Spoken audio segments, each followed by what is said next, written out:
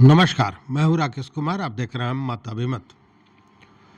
मित्रों, अभी बिहार की राजनीति में गरमाया हुआ है जन सुराज के प्रणेता प्रशांत किशोर द्वारा लगाए गए आरोपों का सिलसिला। इसको लेकर उन्होंने अब तक 4-5 बड़े लोगों पर, जिसमें भाजपा के अध्यक्ष दिलीप जायसवाल, स्वास्थ्य मंत्री मंगल पांडे, अशोक चौधरी जो नीतीश कुमार के करीबी माने जाते हैं, मंत्री हैं, उन पर लगा। उप मुख्यमंत्री जो सम्राट चौधरी हैं उन पर आरोप लगाया उन्होंने। सांसद संजय जायसवाल पर उन्होंने आरोप लगाया। और इतना ही नहीं, इसमें क्या हुआ, जैसे अशोक चौधरी का मामला अभी बहुत गरमाया हुआ है, उसमें क्या हुआ अभी बताएंगे। लेकिन उसके पहले बता दें कि नेताओं का नींद हराम है, और ख़ासकर उन नेताओं का जो समझ रहे हैं कि कहीं अगली पंक्ति में हम तो नहीं खड़े हैं, अगला आरोप हम पर तो नहीं लगेगा। इस तरह की चर्चाएं हो रही हैं। और भीतर खाने जो सूत्रों से जानकारी मिल रही है, उससे यह भी स्पष्ट होता जा रहा है धीरे धीरे कि अभी कई मंत्रियों का पूरा कुंडली खंगाला जा रहा है जनसुराज द्वारा, और कई मंत्रियों के कागजात उपलब्ध हो चुके हैं जनसुराज टीम के पास। अब उन कागजातों का सत्यापन होने की चर्चा है, और जब यह सत्यापन हो जाएगा तो और भी बड़ा खुलासा होगा। चुनाव के दरमियान, चुनाव के पहले यह खुलासा हो सकता है। अब इस भय ने जहां सारे लोगों के मुंह पर एक तरह से कह कि टेप लगा दिया है। अभी आप प्रशांत किशोर के बारे में किसी भी नेता से पूछिए, वो कुछ भी बोलने से इनकार करता है। अच्छी बात बोलता है, कोई कहता है मेरे भाई हैं, कोई कहता है अच्छा काम कर रहे हैं। मतलब कि बोलने से डरे हुए हैं, सहमे हुए हैं। लेकिन उससे ज़्यादा लोग डरे हुए हैं इससे कि कहीं अगला नंबर मेरा तो नहीं होगा। और इसमें 2-3 लोगों की चर्चा चल रही है कहीं न कहीं, और उन चर्चाओं में बिहार का जो इंफ्रास्ट्रक्चर है उसके डेवलपमेंट को लेकर जो मंत्री हैं, जो नेता हैं, उनकी बातें आ रही हैं। अब आप अंदाज़ा लगा सकते हैं कि इंफ्रास्ट्रक्चर तो बहुत बड़ा क्षेत्र है, उसमें कौन लोग हैं और वैसे कौन हैं जो विवादों में घिरते जा रहे हैं। पिछले दिनों एक पत्रकार के साथ भी उनका मारपीट और तमाम तरह की बातें हुई थी, जिस पर एफआईआर वगैरह भी होने की बात सामने आई थी। तो उनका नाम आ रहा है। उनके विषय में बताया जा रहा है कि उनका भी कहीं न कहीं कुंडली खंगाला जा रहा है। वहीं जो शहरी क्षेत्र से जुड़े हुए हैं उनके विषय में भी जनसुराज के पास महत्वपूर्ण दस्तावेज उपलब्ध होने की जानकारियां मिल रही हैं, चर्चा हो रहा है। तो हो सकता है कि वहाँ भी ये गुब्बारा फूट सकता है। जदयू के भी एक मंत्री की बात हो रही है। आपने कई जगह वीडियो भी, शॉर्ट्स देखा होगा, जिसमें किस तरह कमाई का जरिया किस तरह कमाया जा सकता है। मतलब कमाई का जो तकनीक उन्होंने ईजाद किया उसका खुलासा करते हुए बहुत से लोग मिल जाएंगे, जहां कैसे करोड़ों रुपए चुटकी बजाते वो कमा लेते हैं। कुछ ज़मीन की खरीदारी को लेकर भी विवाद में रहे हैं। तो ऐसे लोगों के, देखिए, आप बात को दूसरे हिसाब से देखिए। बार बार जनसुराज कहता है कि जब हम आएंगे शासन में तो लगभग 100 लोगों को, जिन्होंने घोटाले किए हैं, भ्रष्टाचार किए हैं, उनको बेनकाब करेंगे, उन पर कार्रवाइयाँ होंगी। तो आखिर इतने दावे के साथ 100 लोगों की बात की जा रही है। मतलब ये मानी हुई बात है कि बिहार सरकार में रहे बहुत से नेता, बहुत से मंत्री, बहुत से बड़े पदाधिकारी ऐसे हो सकते हैं जिनके सारे दस्तावेज कहीं न कहीं जनसुराज ने इकट्ठा कर रखा है, उसका सत्यापन कर रखा है, तभी इतनी मजबूती के साथ, इतने ताकत के साथ इस बात को दोहराया जाता है। मतलब कि अभी लाइन में बहुत से लोग हैं, अभी कब किसका गुब्बारा फोड़ देंगे प्रशांत किशोर जी, यह कहना मुश्किल है। और सच बात यही है कि ऐसे सारे लोग की नींद उड़ी हुई है, रात में नींद नहीं आ रही होगी, क्योंकि उनको लग रहा होगा कि पानी तो अब यहाँ तक पहुँच गया है, थोड़ा सा और अगर पानी ऊपर हुआ तो डूबे। तो ये स्थितियाँ यही बनी हुई हैं। अब देखिए अशोक चौधरी, डॉक्टर अशोक चौधरी की बात। अशोक चौधरी ने बाज़ाब्ता जब प्रशांत किशोर ने आरोप लगाया, उसके बाद जवाब देना उन्होंने उचित नहीं समझा, जबकि नीरज कुमार जो जदयू के प्रमुख प्रवक्ता हैं, उन्होंने कहा कि जिस पर आरोप लगा है उसको सामने आना चाहिए, जवाब देना चाहिए।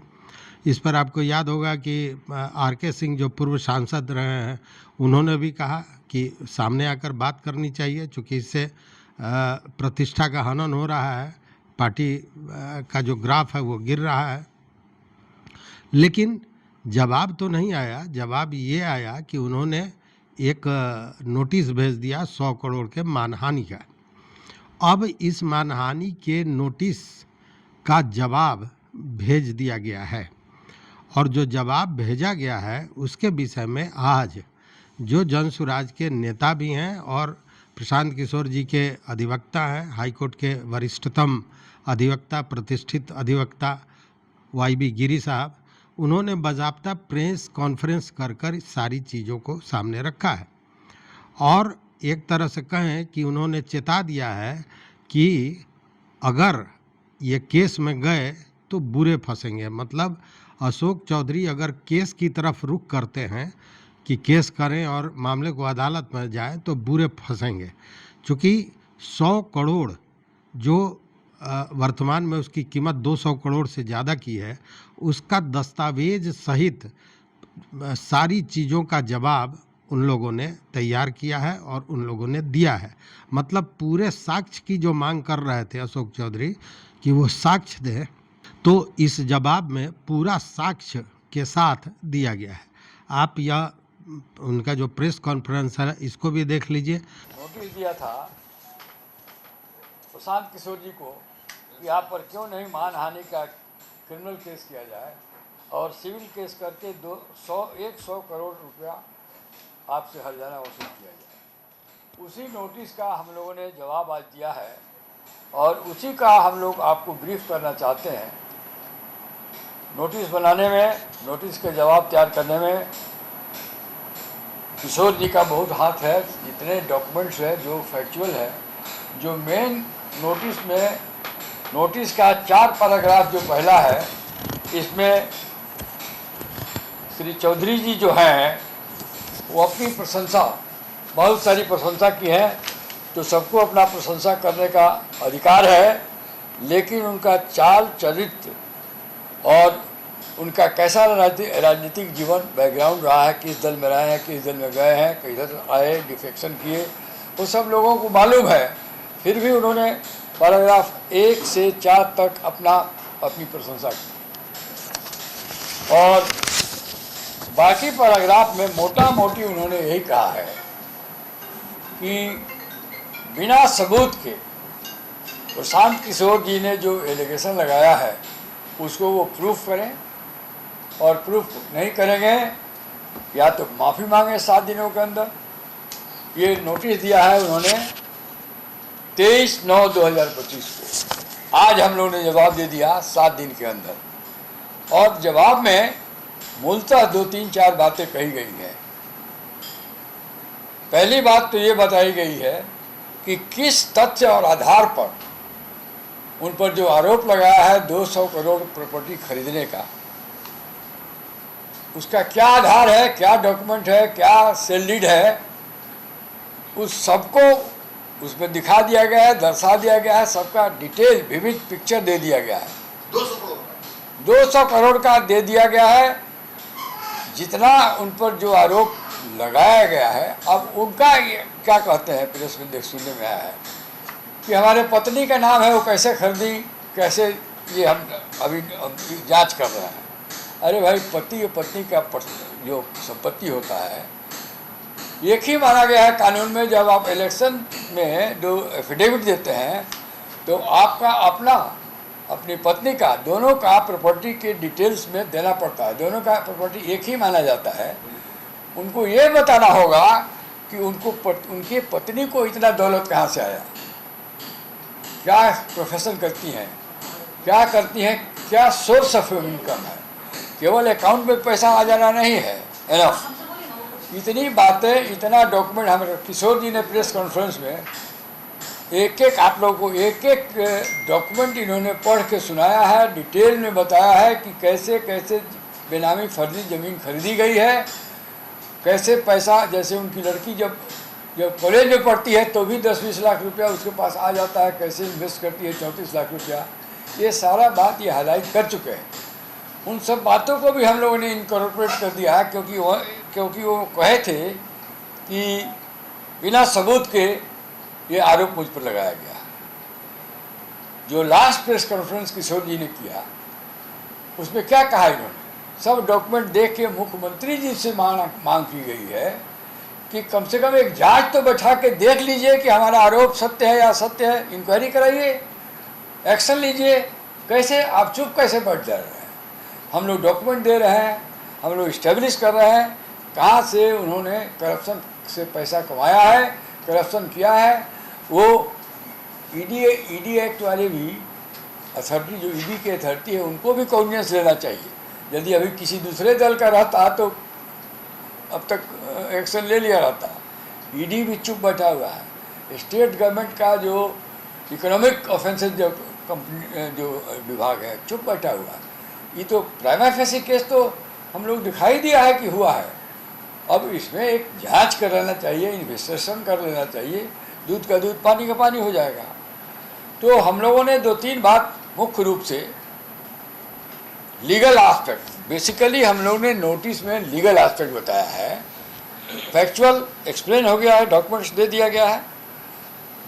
लीगल एस्पेक्ट ये बताया गया है कि अभी 3-4 दिन पहले सुप्रीम कोर्ट ने कहा है कि 356 जो पहले 500 था, क्रिमिनल डिफामेशन, ये इस बड़ा मिसयूज हो रहा है, इसको हटा देना चाहिए। ऐसे जैसे इन्होंने किया है, 2-2 बार नोटिस भेजा, तो एक्सप्लेनेशन देने के बदले, जवाब देने के बदले पब्लिक में वो नोटिस भेज के राइट ऑफ एक्सप्रेशन, जो फंडामेंटल राइट है, जो प्रशांत किशोर जी को भी है, सबको है, उसको ये थ्रोटल करना चाहते हैं नोटिस से डरा के। तो प्रशांत किशोर जी या जनसुराज का कोई उनके नोटिस से डरने वाला नहीं है। 200 करोड़ का प्रॉपर्टी का पूरा कागज मिल गया। कागज मिल गया है, 200 करोड़ मार्केट वैल्यू। प्रॉपर्टी का कागजात भी करीब 100 करोड़ का मिला है, लेकिन उसका मार्केट अंडर वैल्यूड है। 100 करोड़ का प्रॉपर्टी का पेपर हाँ मिल गया है, 100 से ज़्यादा। लेकिन जाइए, दे दिया है, जवाब इनको दे दिया है, पढ़ें, समझें, मंथन करें, इस पर लीगल एडवाइस लें। दूसरा ये है कि यदि हमारा आरोप असत्य है, गलत है, तो इसके लिए इंक्वायरी क्यों नहीं बैठा लेती सरकार? उनकी है, इंक्वायरी बैठा के देखें और प्रूफ करें, दूध का दूध पानी का पानी हो जाएगा। तो उनके डराने से हम लोग राइट ऑफ एक्सप्रेशन नहीं रोक सकते हैं, नहीं रुक सकता है। यदि पब्लिक मनी, प्राइवेट मनी नहीं है, ये पब्लिक मनी को इलीगल तरीके से उन्होंने कमाया है और बेनामी रूप में उसको इन्वेस्ट किया है, तो इसको उजागर करना प्रशांत जी का या पूरे जन स्वराज पार्टी का कर्तव्य बनता है, और लीगली उन्होंने किया है। अब एक एक्सप्रेशन होता है जो दफ़ा 256 है, उसी में 10 को एक्सप्लेनेशन है कि यदि पब्लिक गुड के लिए, इन पब्लिक इंटरेस्ट, आप कोई बयान देते हैं और प्राइमा फेसी जो लोगों के नॉलेज में है, तो अल्टीमेटली वो ना भी प्रूव हो तो डिफेमेशन नहीं होता है। तो प्राइमा फेसी ये बात लगता है कि इल गॉट मनी है, ये ब्लैक मनी है, जिसको गलत तरीके से अर्जित किया गया है मंत्री के द्वारा, जो एक पब्लिक पोस्ट होल्ड करते हैं। अब उनके पूरे जीवन का तनख्वाह जिस भी पद पर रहे, मंत्री रहे, एमएलसी रहे, जो भी रहे, जोड़ दीजिए, और जो इतना प्रॉपर्टी उनके नाम या उनके बेनामी उनके परिवार के लोगों के नाम से है, उससे ज़्यादा है। तो ये ईडी का भी केस बन जाता है और ये प्रिवेंशन ऑफ करप्शन एक्ट का भी केस बन जाता है। तो ऐसी स्थिति है, यदि ठीक से सोचेंगे, जो हम लोगों ने जवाब दिया है, लीगल एस्पेक्ट जो बताया है, तो हम नहीं समझते हैं कि वो कोर्ट में जाएंगे। इसके बाद भी यदि कोर्ट में जाते हैं तो अपना ही फजीहत कराएंगे। डॉक्यूमेंट है, हम लोग प्रूफ कर देंगे, हम लोग इस्टेब्लिश कर देंगे। ओनर्स पहले उन पर लाई होता है, 256 में ओनर्स उनको लाई है, उनको दिखाना है। जो डॉक्यूमेंट हम लोग दिखा दिया है कि उसमें उनका मिली भगत नहीं है, उनका पैसा नहीं है, उनको दिखाना है। यही बात है। बाकी तो आपने समझ लिया, एकदम स्पष्ट रूप से चेतावनी उन्होंने दे दी। उन्होंने कह दिया कि पैर के नीचे से ज़मीन खिसक जाएगा जब सारी चीज़ों को वो देखेंगे तो, और अगर वो केस में गए तो बुरे फंसेंगे। मतलब एक तरह से चेतावनी है, धमकी है कि बाबू जहाँ हो वहीं रहो, ज़्यादा हाथ पांव चलाओगे तो और भी बुरी तरह फंसोगे। यही कहने का लब्बलुआब था। दूसरी ओर कल क्या होगा, इसको लेकर सारे नेताओं की नींद हराम है।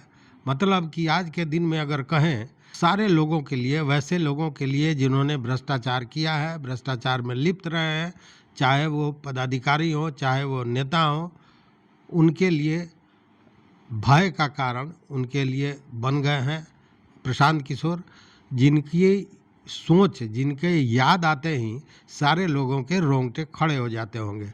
बहुत से नेता रात में नींद पूरी ले नहीं पा रहे हैं, ताकि उनको लगता है कि कहीं कल बम विस्फोट न हो जाए, मतलब उनके घोटाले का बम विस्फोट। और चुनाव के पूर्व मान के चलिए कि ऐसा अभी कई लोगों पर दस्तावेज के साथ, साक्ष्यों के साथ मामले सामने आएंगे। तो हम भी इंतज़ार करते हैं कि और कौन कौन लोग हैं, महान लोग। आप भी इंतज़ार कीजिए, देखते रहिए मत अभिमत।